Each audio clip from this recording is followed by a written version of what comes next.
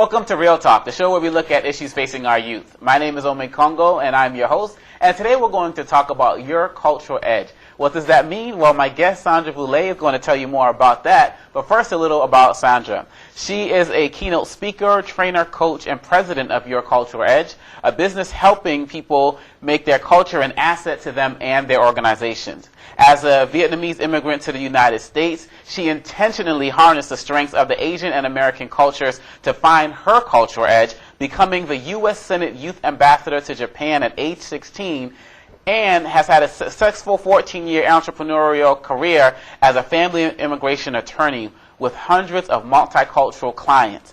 And she was also the first female Vietnamese American in Texas to run for a state congressional seat. Sandra, welcome to Real Talk. Thank you very much. I'm so happy to be here today. Yeah, one of the main reasons I wanted to have you on is because you used a term that I never heard before, and it was just it was amazing to me. So I started looking it up and reading more about you. Your cultural edge. Where did that come from? We talked about your background, but to come to that place where you wanted to harness your cultural edge, where did that come from? Omi Kongo, as my biography said, I came here to the United States when I was 6 years old, and I knew 2 words of English, yes and no. So when the teacher asked me, what's your name, I said yes, and what's your name, I said no. I don't know quite how I passed first grade. Yeah. But what I could tell you is that even as a young child, I saw the good in the American people, and I also saw the bad. The good, I had some very accepting teachers. I had sponsors who were very helpful. I had an African-American young man who would come every day and take my sisters to work at Burger King. But on the other side, I lived in New Orleans, and I was often called chink. Lots of racial slurs. And when I came home, my parents only spoke Vietnamese. We ate rice every day. And so I was one of the many, I think, immigrants. When you come to the United States, you don't know where you belong. You don't know how your culture fits into this American culture. And I didn't realize how that worked and what an asset my culture was until the age of 16. Wow. So 10 years. 10 years. It took a long time. And I think that is something that a lot of immigrants struggle as they're trying to assimilate, trying to find their place. And I think it's even a little bit harder for children because they're not always aware. They're not consciously aware how to go about, assimilating. Sure. At the age of 16, I was encouraged to apply for this scholarship, and it was called the YFU Youth Ambassador Scholarship. And it was a scholarship given to only 2 students out of each state. Wow. And I was chosen as one of the 12 finalists, and I was the only Asian face out of the 12 finalists. And in that interview, there was 2 parts. One was you sit before a panel, 6 judges, and they ask you a question. And then the other one was you sit in a group together with your other contestants, and you answer one question. And the very first question that was asked of me in the first part of the interview by the 6 judges was this question. They asked me, what advantage did I have as an Asian over the other students? So imagine, Omi Kongo, somebody asks you, what is your advantage as being an African American over the other contestants? Sure. I'd have to ask for a break or a recess or something to think about that one. And I looked at them, and I said, well, I certainly can use chopsticks better than anybody else. Wow. Since we were going to be youth ambassadors to Japan.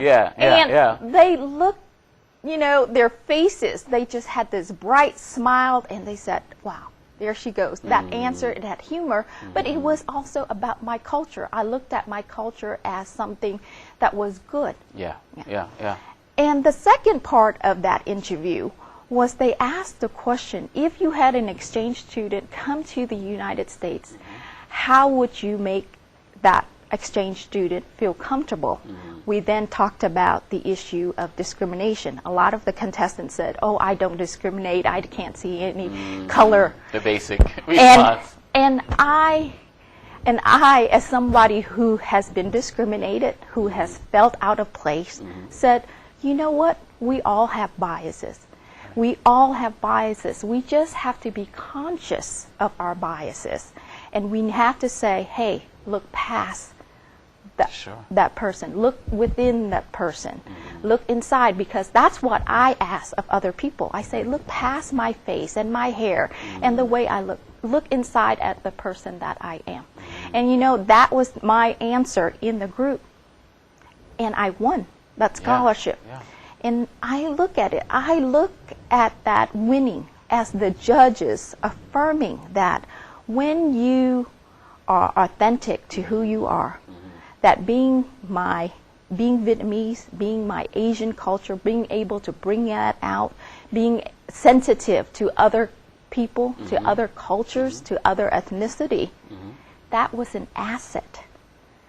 That was a value, and that value allowed me to win this prestigious scholarship and to represent America. Only after 10 years as an immigrant, now I was the face of America.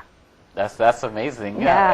And when you talk about it, like you said, 6 to 16, that 10-year period, did you find yourself at times when you were confused trying to do more more fitting in as opposed to standing out, or were you more quiet and guarded about who you were? Well, you know, sometimes people come from different countries. People, you started calling me O, for example, and I let them because I didn't want to inconvenience them by teaching them my name. Did you have experiences like that where you try to shy away from your culture in that 10-year period? I think that it is a combination of both. I think that in my culture, I'm taught to be a very quiet and very passive, sweet young lady. But I do remember that there was a coach, and every time he tried to pronounce my name, my Vietnamese name is Vu, which is very hard. And every single day when he called roll, he tried to pronounce my name, Vu. And I said, close, coach, not there yet. And but see, even to this day, I still remember that because he tried. He was a teacher who tried to learn something about me, and every day I appreciate it. And when he got it right or perfect, you know, he was happy and I was happy. But I try a little bit to extend my culture out to other people. But I think it's very, you know, when you are an immigrant, you know, or a person of color, I think you always are more comfortable with people who are like you, right? And because we share the same values, we understand where each other comes from, and I think that makes it easy for us. I tell my immigrant clients who come here to the United States, I said, don't stay within your community. Don't let your community be your crutch, and that's all you do is you stay.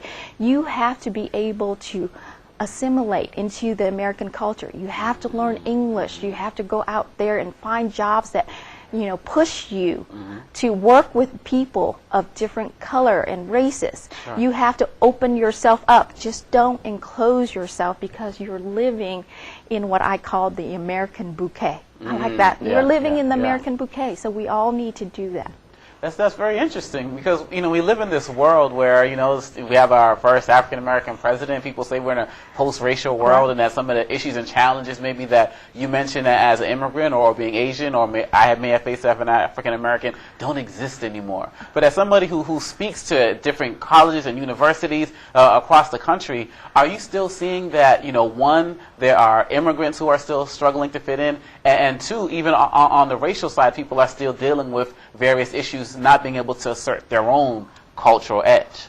Yes, and I think this is something that is definitely going on. It's not something, and I think that it will go on.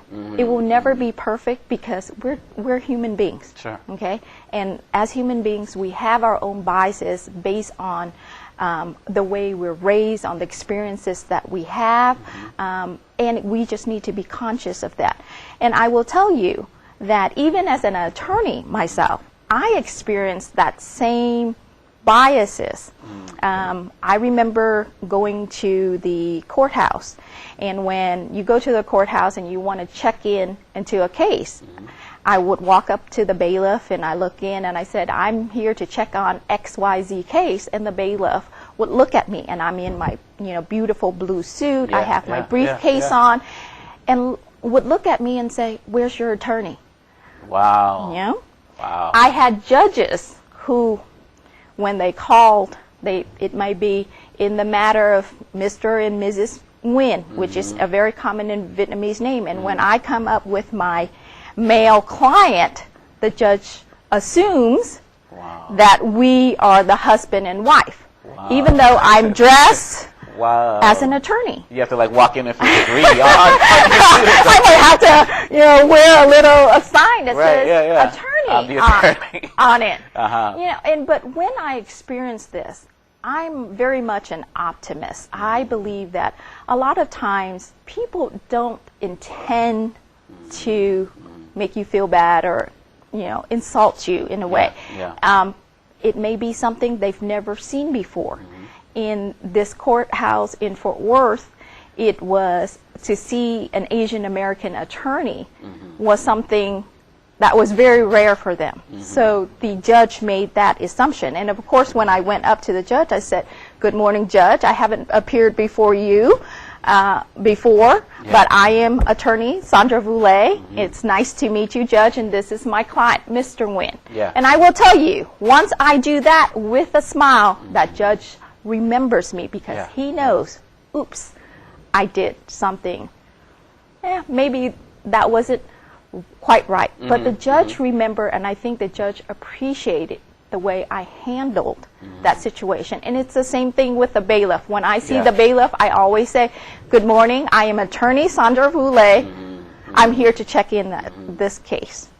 And I think that when we're talking about culture, we also have a duty as minorities or people of color to help other people understand us also and make it a little bit easier for them to communicate with us and be able to connect with us. Instead of waiting for them to say the right thing, I feel like it's okay. Let me reach out to you first and make it easier for you and I to connect with each other.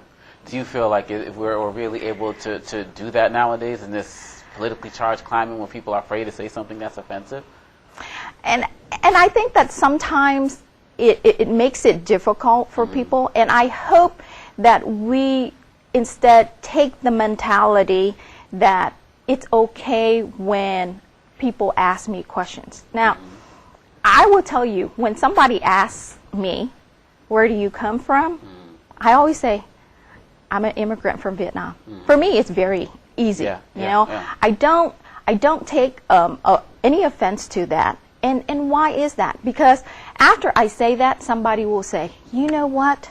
I have this person I know, and she is also from Vietnam, and she does this and that, and do you do the same? It's a conversation starter for people.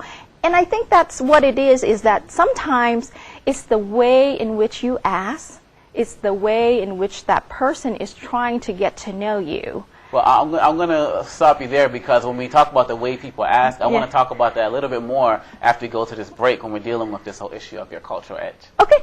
Great. We'll be right back with more Real Talk.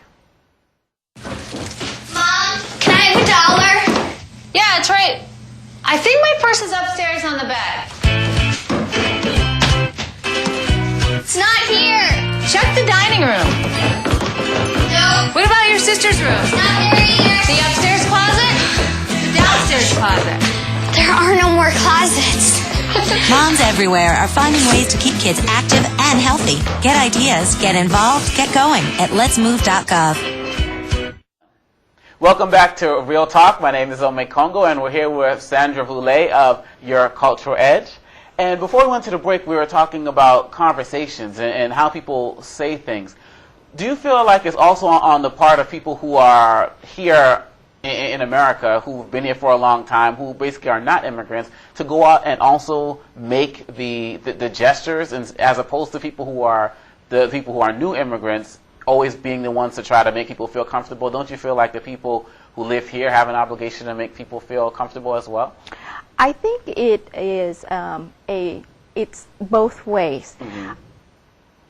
As an immigrant, if I have a chance to share my culture, then I will take that opportunity to share my culture because I feel like that is a connection with the other person. Sure. Now, I will tell you, in most cultures and most people, if you ask somebody about their culture and you show that you're interested in the person, who they are, Yeah.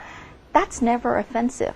You know, if you ask them for the reason, I want to get to know you, with that intention in mind, I think it comes across very well. So if you ask me and I tell you, I think that connection is even stronger. Okay. Now, what do you think about, going back to your experiences, being in high school and college and the like? What do you say to students right now? We see in a lot of communities there are strong immigrant populations, and right now as we speak, there are people who don't feel comfortable in their schools. They don't feel comfortable in their going out and finding a job. Well, what do you really say that they can do right now? Some just spend all of their time on social media and kind of fake interaction. Right. But what would you say to that student right now who's dealing with some challenges and really being assertive? Well, that's part of the reason why I developed Your Cultural Edge, because I want to tell students that they need to understand that their culture can be an asset to them and their organization.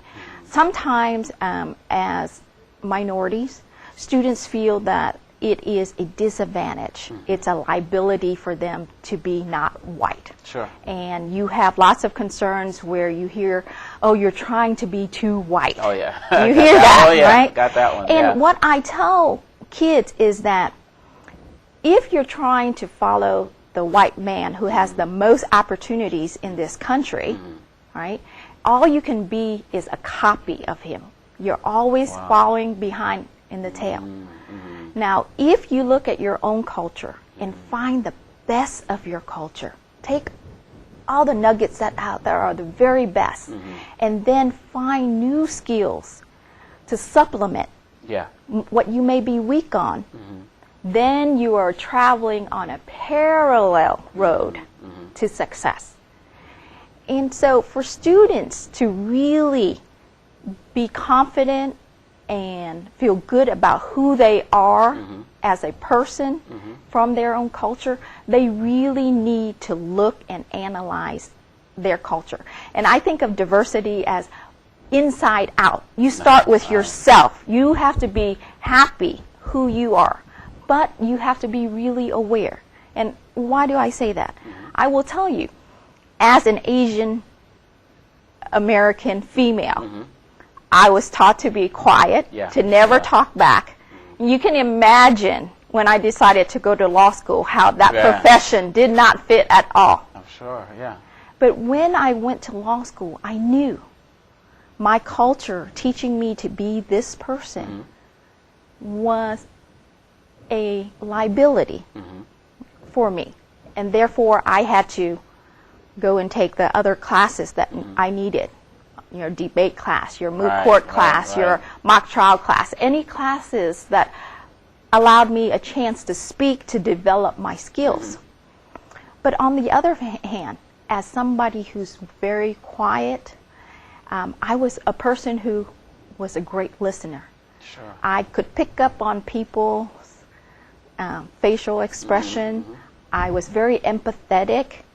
And when my first year of law school, I won the client counseling competition, even though it was my first year and we competed throughout the school, because my culture emphasized this about me, helped me to develop these skills. So sometimes those skills are really a positive for you, and sometimes those same skills can hinder you. So you really need to be aware of your own culture and how that can hinder or help you. Now, you said wonderfully that people need to start from, the inside out. Do you think part of the problem with young people nowadays is that they're trying to start from the outside in? I know as a young black male, I was looking at television for a lot of images for positivity for me, but so much of what I saw was criminals, gangsters, drug-related cases, and so it hurt me as it relates to my self-esteem. Do you find that a lot of young people who are trying to find themselves outside instead of looking in first? And I agree with you, because when my kids watch television, they always ask me, Mom, why are the Asians always nerds? Yeah. Why are the Asian characters on TV, always not good looking, or they're funny, or they're nerdy, and they can't do anything, or they don't know how to play sports. Only know so they do kung fu and karate. So all the stereotypes out there, and I think it's correct, because a lot of times the media influences so much of what your child thinks about himself or herself, and that's why I think as parents, it's very important for us to make sure our own children understand and value our own culture. Yes. Yeah.